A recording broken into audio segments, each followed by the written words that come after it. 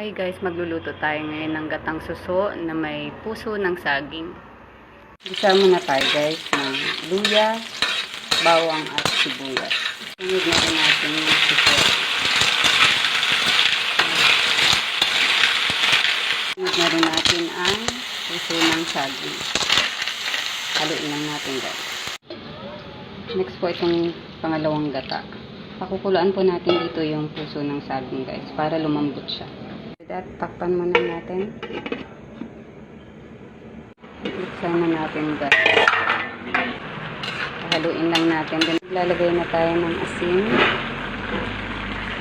Add na rin tayo ng pepper.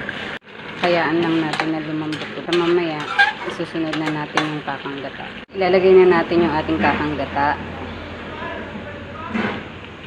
Ito yung nagpapasarap ng ating gatang sundin.